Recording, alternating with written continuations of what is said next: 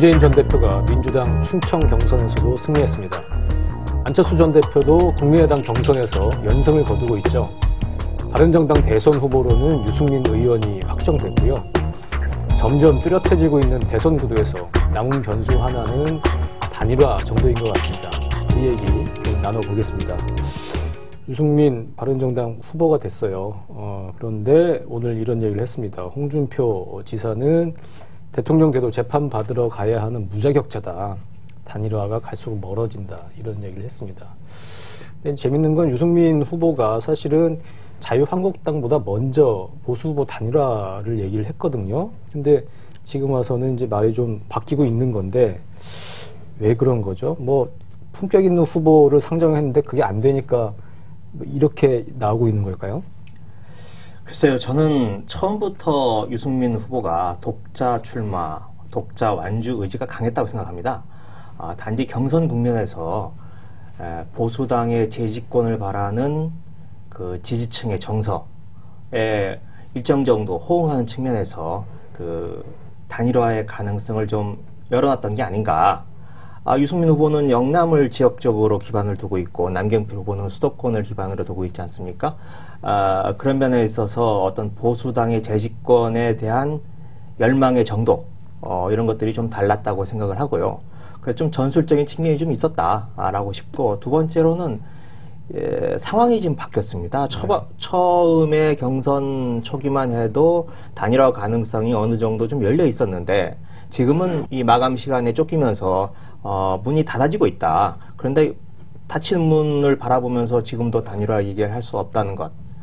그리고 세 번째 하나 더 들자면 설사 단일화 테이블이 열린다 할지라도 그 테이블이 열릴 때 처음부터 저자세로 꿀리고 들어가는 것보다는 당당하게 완주를 하겠다라고 하는 뜻을 가지고 테이블에 올라가야 협상력이 높아지는 거 아니겠습니까? 저는 그런 면에 있어서 좀 원래부터 그랬던 게 아닌가. 그리고 단일화로는 좀 단기간에 전술적인 측면이 있었던 거 아닌가라고 싶은 거고요. 하나 더 붙이자면, 그래서 저는 유승민 후보가 이 독자 완주를 하겠다는 의지는 대선 이후를 바라본다. 네. 지금 장기전이다. 이렇게 보고 있습니다. 그러니까 지금 눈앞의 선거, 이번 대선은 쉽지 않다라고 생각을 하고, 오히려 대선 뒤 이 보수의 전면적인 재편이 이루어질 거라고 예상을 하는 겁니다.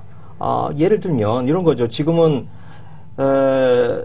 자유한국당과 바른정당이 의석수가 90대 30 정도로 3배 이상 차이가 나지만, 3배 가까이 차이가 나지만, 저는 대선이 끝나고 나면 일단 친박 의원들 검찰의 칼끝에 서게 될 거라고 생각을 합니다.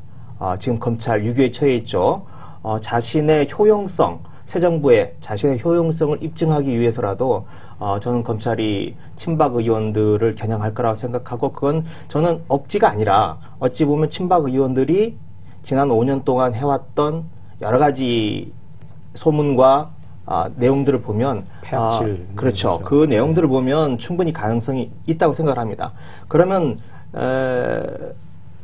자연스럽게 뭔가 좀 소용돌이가 칠 테고, 그러면 보수의 재편이 불가피할 텐데 그때 누가 중심에 서느냐, 누가 중심에 서서 5년 뒤에 이 재기전에 나설 것인가. 지금 유승민 후보 58년생입니다.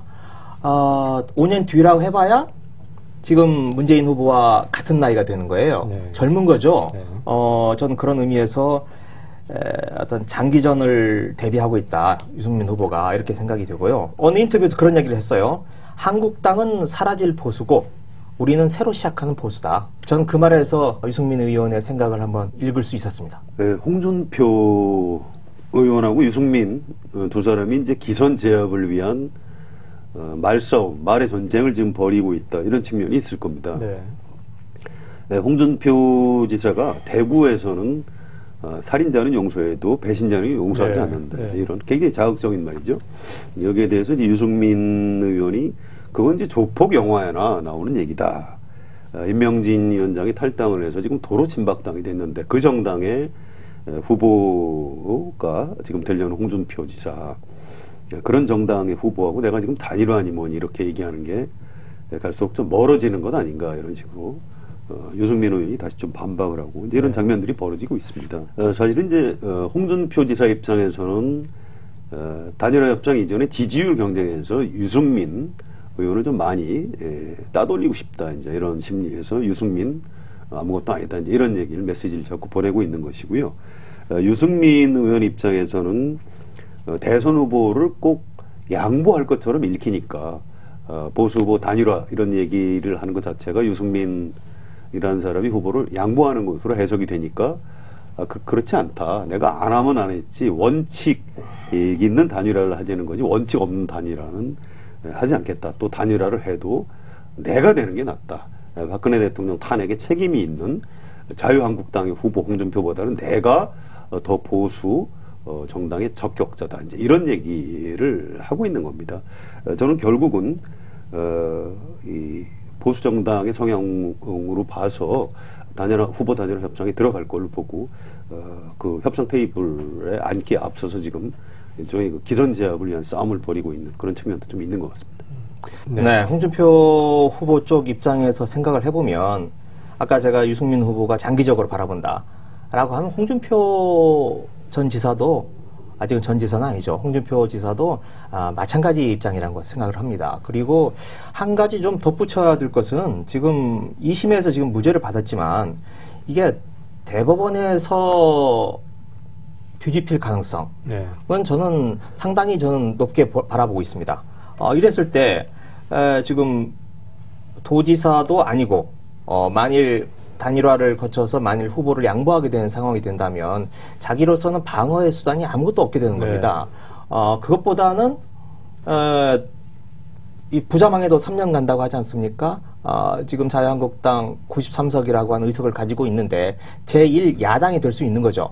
제1야당의 당수 총재로서 정치 탄압이다 라고 맞서는 모습이 가장 어떤 적극적인 방어의 모습이 될 수 있다. 저는 그런 의미에서 물론 지금 홍준표 후보가 유승민 후보에 훨씬 앞서고 있죠. 물론 둘 다 한 자릿수이긴 합니다만은 그런 의미에서 또 누구도 지금 제가 보기에는 양보나 어떤 극적인 단일화 이거 쉽지 않다라고 생각을 합니다. 어쨌든 지금 양쪽에서 말은 험하게 하고 있지만 그렇다고 해서 단일화 논의 가능성이 아예 사라진 건 아니다. 지금 이제 그렇게 이제 보시고 있는 것 같고요. 국민의당과는 어떻게 될 것 같습니까? 유승민 후보 입장에서는 자격을 따진다면, 본인 말대로 자격을 따진다면 홍준표보다는 안철수 후보가 훨씬 자격이 되는 사람인데요. 연대 가능성 어떻게 보시는지요? 유승민 의원이 우리 한겨레하고 이제 인터뷰를 할 때도 그랬고요. 어떤 후보 단일화나 연대에서 선을 그어놓은 게 있습니다. 안보에서 정체성이 의심스러운 사람하고는 절대 하지 않겠다. 이게 누굴 얘기하는 거냐 했더니 이제 명확히 답변은 하지 않고 넘어간 일이 있는데요. 예를 들어서 사드를 반대한다든가 한미동맹에 해를 입힐 가능성이 있다. 이런 사람이나 세력하고는 연대를 하지 않겠다. 이제 이렇게 선을 그은 겁니다. 그런데 지금 문재인 전 대표, 더불어민주당은 물론이고요. 또 국민의당의 박지원 대표, 또 안철수 의원이 사드에 대해서 아주 강하게 반대론을 펴고 있는 겁니다.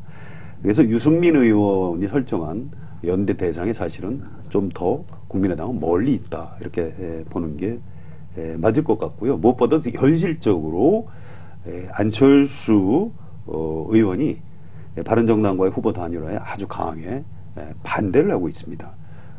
보수 후보 단일화에 비해서 이쪽은 훨씬 더 가능성이 적다 이렇게 보는 게 현실적일 것 같습니다.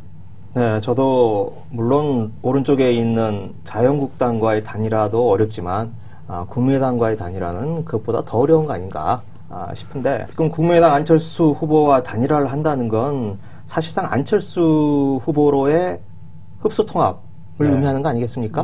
네. 그래서 얻는 게 뭐죠, 유승민 후보가? 차라리 자유한국당과의 흡수 통합은 명분이라도 있는데 또 지역적인 정서가 그걸 응해줄 수 있는데 국민의당으로의 흡수 통합 이건 정치적으로 또 자살의 길이라고 저는 생각이 듭니다. 그런 의미에서 그건 더 어렵다라고 생각을 합니다. 지금 그럼에도 안철수, 유승민 그 이름을 딴 CSM, CSM에 연대 뭐 그런 얘기가 나오고 있는 것 같아요. 예전에 김대중, 김종필, DJP 연합 그런 걸 이제 떠올리면서 CSM 연대를 얘기하는 사람들이 있는 것 같은데 사실 DJP 연합하고는 명분이나 폭발력 측면에서 좀 차이가 많이 난다고 봐야죠. 만약에 연대가 실현된다고 네, 그렇죠. 두 가지 점을 좀 짚고 싶은데 하나는 지역적 기반의 문제고 두 번째로는 합친다고 한들 이길 수 있느냐 이 두 가지가 있다고 생각을 합니다. 이 DJP 연합 이건 호남과 충청의 연합 아니겠습니까? 네. 호청년 그렇게도 불렀었는데요. 호남과 충청은 이른바 영남 패권주의에 의해서 희생이 된 손해를 본 지역들입니다. 그게 짧게 잡아도 1961년 5.16 이후로 수십 년 동안 그렇게 소외되고 희생된 지역입니다. 그래서 이른바 모든 지역은 같은 권리를 가지고 있다라고 하는 논리적으로 지역 등권론이 그 당시에 나왔었고 그런 논리적인 배경이 있는 거고 지역 주민들의 정서적인 공감이 어느 정도 형성이 될 수 있었던 거죠. 그런데 이 CSM 이라고 하는 건 지금 그 수십 년 동안의 구도에서 어찌 보면 한쪽은 가해자고 한쪽은 피해자인 겁니다. 전혀 지금 상황이 다르고 그리고 아까도 얘기를 했지만 안철수 후보와 유승민 둘이 되면 그건 뭐 보나마나 안철수 후보로 흡수통합을 얘기를 하는 건데 그럼 지역적으로도 영남이 호남 아래로 들어가게 되는 제 하위 파트너로 들어가게 되는 건데 그게 지금 수십 년 동안 패권이라고 할까요? 또는 그 우리 사회의 권력을 지녀왔던 기반 세력이 그걸 용납할 수 있을까요? 그래서 저는 대단히 어렵다고 생각을 하는데 단지 공통점이 하나 있다면 지역적으로 영남에 대한 호남과 충청의 연합이 아니라 지금은 문재인 개인에 대한 공포, 싫다라고 하는 걸 기반으로 한 정치인들 간의 연합인데 거기에 지역적 기반이 얹혀질 수 있을까요? 저는 그런 의미에서 모든 뭐 유도라든지 씨름이라든지 모든 게 다 기술이 먹히려면 거기 체중이 얹혀져야 되는 겁니다. 잔기술만으로는 안 되는 겁니다. 오히려 되치기를 당하는 거죠. 지금 체중이라고 하는 건 그만큼 그 지지층, 유권자들의 바람과 열망까지 얹혀져야 기술이 먹히는 건데 이런 잔기술, 여의도 논리 이것만 가지고 했다가는 오히려 역풍이 불 거다라고 싶은 거고 아까 두 번째로 했던 게 합친다고 한들 이거죠. 지금 오늘 리얼미터 지금 조사만 봐도 상당히 격차가 있는 거 아닙니까? 유승민 후보는 아예 그냥 그 대상이 아니던데 둘이 합친다고 해서 무슨 시너지 효과가 나타날 건가? 그 당시 97년도에는 그래도 DJ가 이회창을 계속 오랫동안 앞서고 있지 않았습니까? 물론 이제 막 계속 그 이회창 후보가 급부상을 하긴 했지만 그래서 그 위험한 지경까지 왔지만 그래도 충청이 합치면 이길 수 있다라고 하는 그 기반이 있기 때문에 형성이 되는 건데 지금은 정말 합친다고 한들 라고 하는 것 때문에 저는 이게 그때와 너무 다르다. 네. 지금 뭐 CSM이라고 하는 그 말 자체를 만드는 게 너무 지금 어거지 논리다라고 생각을 합니다. 예, 정치적인 이합 집산에는 명분이 반드시 필요합니다. 네. 1997년 DJP는 영남 패권을 꺾기 위한 지역연합 또 사상 최초의 정권 교체를 해야 대한민국이 발전할 수 있다. 이런 명분이 있었기 때문에 가능했고요. 지금은 반문재인 정서가 도대체 명분이 되는 건지 좀 이해하기 어렵죠. 그다음에 아주 간단한 포인트 하나만 추가로 지적하고 싶은 게 1997년 DJP가 가능했던 것은 국회의석이라는 배경이 있습니다. 새정치국민회의가 79석, 또 자민련이 50석입니다. 합치면 거의 130석 정도 되는 공동정부를 구성할 수 있는 의회 내 기반이 가능했던 것이죠. 그런데 지금 CSM 합치면 어떻게 되죠? 의석이 68석? 39 더하기 뭐 33 이 정도 되면 뭐 72석인가 되는데 이거 가지고는 정부를 운영할 수가 없는 거죠. 이런 면도 좀 살펴봐야 될 것 같습니다. 네. 쉽지 않을 것 같습니다. 이제 그 자유한국당 내부 얘기를 좀 해보겠습니다. 임명진 비대위원장이 사퇴 선언을 했어요. 31일 대선 후보가 확정되면 사퇴를 하겠다. 좀 갑작스럽게 느껴졌습니다. 본인은 뭐 당이 지금 잘 되고 있고 친박도 없고 아무 문제 없이 내가 잘 이끌고 있다. 줄곧 그렇게 얘기를 해왔거든요. 근데 갑자기 지금 사퇴를 한다고 해서 이게 도대체 왜 그러는 건지 궁금하더라고요. 뭐 저는 별로 궁금해할 필요 없다고 봅니다. 예, 때가 돼서 손 떼는 건데 거기다 너무 정치적인 의미를 부여하면 틀리는 경우가 있습니다. 이게 그런 경우에 이제 해당하는 거고요.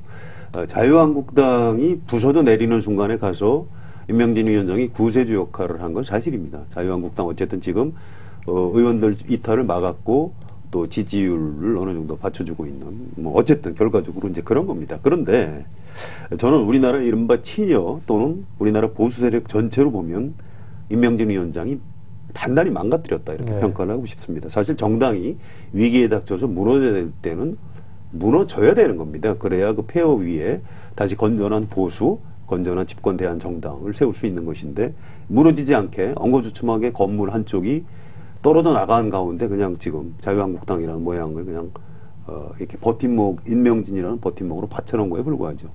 좀 이게 이제 빠졌기 때문에 앞으로 자유한국당이 어떻게 될지 좀 봐야 될 텐데요.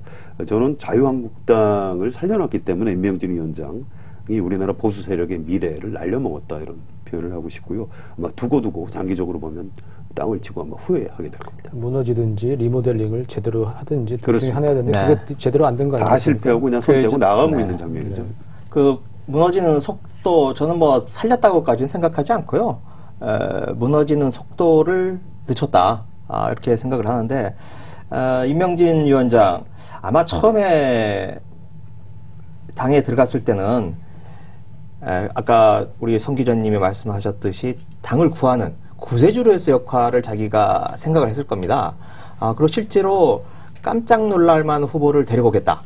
뭐 그런 표현도 썼고요.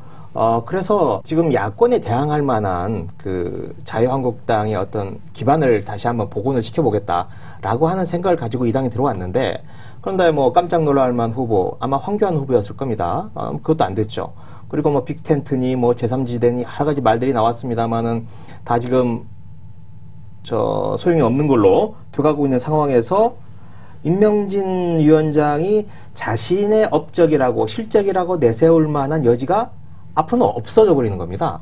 네. 없어지는 상황에서 이 침몰하는 배인데 같이 그냥 침몰할 것인가 우선 좀 빠져나올 것인가 그래서 저는 그 침몰한 배에서 일단 자기가 탈출을 했다.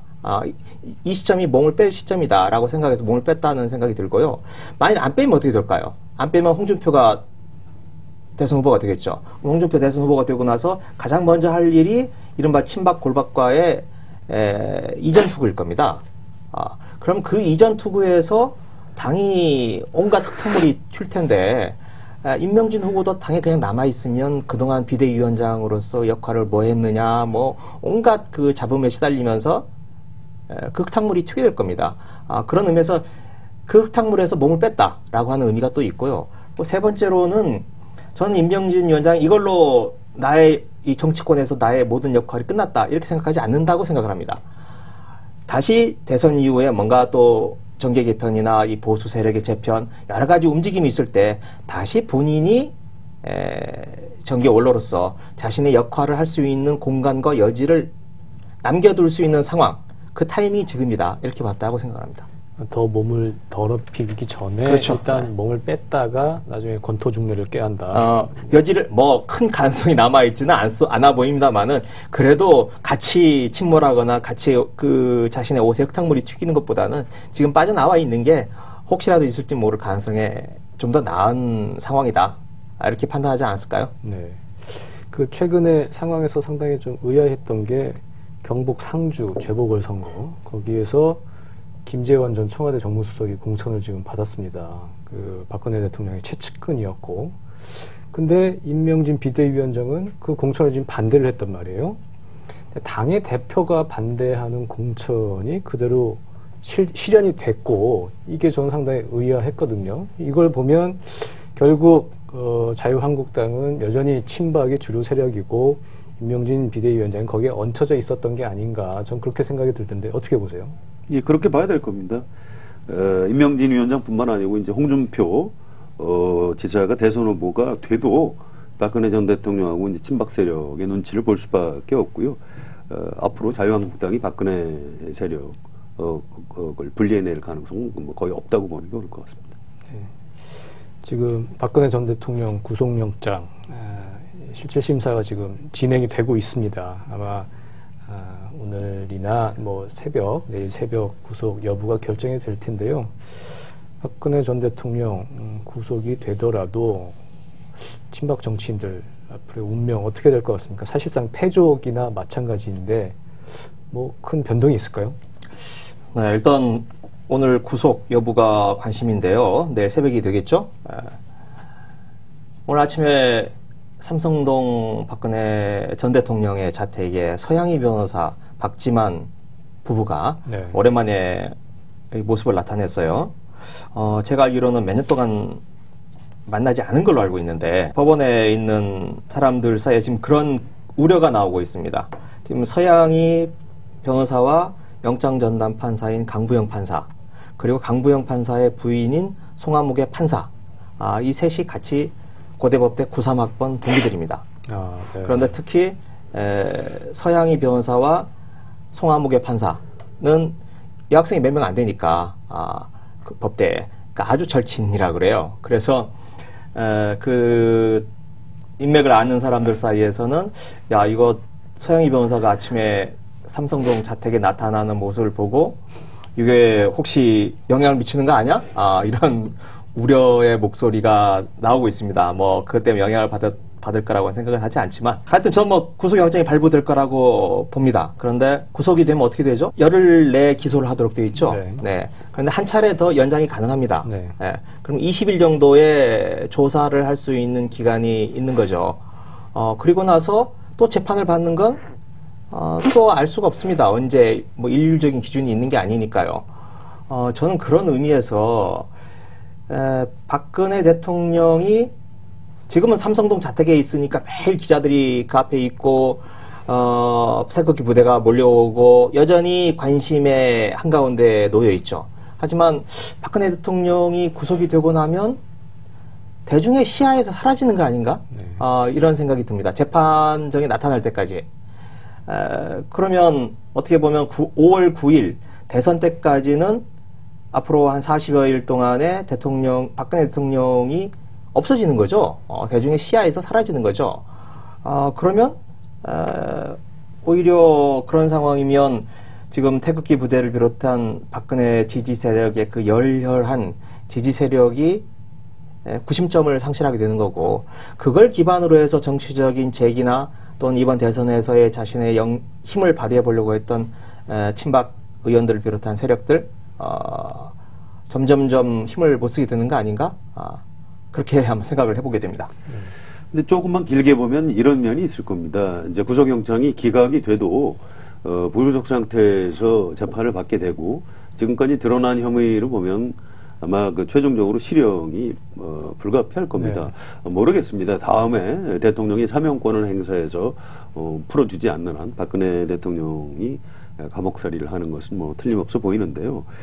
지금까지 해온 것으로 보면 앞으로 어떻게 할 것인지 짐작할 수가 있습니다. 박근혜 전 대통령이나 친박 세력 절대로 승복하지 않고 어떤 정치적인 생존을 모색할 겁니다. 내년에 지방선거가 있죠. 또 2020년에 총선이 또 있습니다.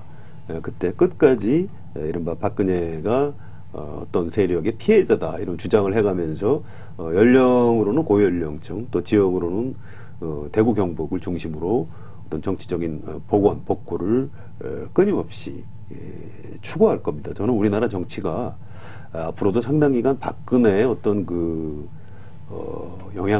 영향력에서 완전히 자유롭지 못하고 우리나라 보수 세력의 일부가 질질질질 끌려다니는 이런 굉장히 좀 약간 비참하고 좀 무서운 모습이 될 것 같아서 좀 걱정이 좀 굉장히 많은 편입니다. 네. 그런 측면에서 지금 친박 정치인들은 어쨌든 현역 의원들은 임기가 지금 보장이 되어 있는 거고, 그러면 아까 말씀하신 것처럼 검찰의 수사, 그러니까 곧 뭐 꼭 타깃으로 뭐 표적 수사가 아니더라도 지금까지의 폐악질에 견져 보면 어쨌든 검찰 수사를 통해서 뭐 정치적인 그 권한을 이제 잃을 수도 있겠다. 이것도 상당히 차기 정부에서 좀 관전 포인트가 될 것 같다는 생각이 듭니다. 네, 그 박근혜 전 대통령의 구속 여부가 곧 결정이 됩니다. 그가 감옥으로 가면 어지러운 세상이 좀 정리가 되는 걸까요? 아니면 여전히 수국 꼴통 보수 세력의 우두머리가 돼서 정치적 영향력을 행사를 할까요? 어찌됐든 뉴스에서는 더 이상 안 봤으면 하는 게 제 바람입니다. 조정씨, 오늘 여기까지입니다. 감사합니다.